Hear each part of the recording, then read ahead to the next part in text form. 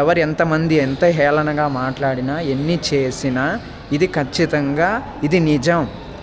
ఏం చేస్తావు? మహా అయితే విగ్రహాలు పగలగొడతావు, గుడి ఆలయ నమూనాలు ఉన్నంత వరకు నువ్వు పగలగొడతావు, మహా అయితే విగ్రహాలు దోచుకొని పోతావు, మహా అయితే మనకి చిత్రపటాలు అందికుండా పోతావు.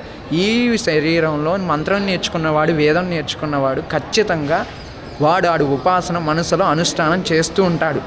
ఎక్కడైతే వాడు ధర్మాన్ని ఆచరించి అనుష్ఠానం చేసుకొని ఉపాసన చేస్తూ ఉంటాడో ఆ శక్తి ఖచ్చితంగా భారతదేశంతో పాటు వాడిని కూడా కాపాడుతుంది.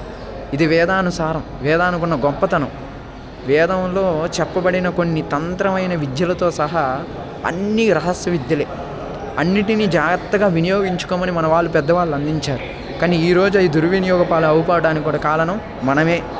మన చేతుల ద్వారా మన ఆస్తిని, మన ఇంట్లో ఉన్న కొన్ని వస్తువులను మనం జాగ్రత్త చేయకపోతే దొంగలు దోచుకెళ్తారు. అలాగే మన ఇంటికి చెందిన ఆస్తితో సహా మన భారతదేశానికి చెందిన విద్యానుసారం కూడా విద్యను కూడా అలానే నాశనం చేస్తున్నారు. ఇది చేయడానికి గల కారణం ఎవరు? ముఖ్య వ్యక్తులు మనమే.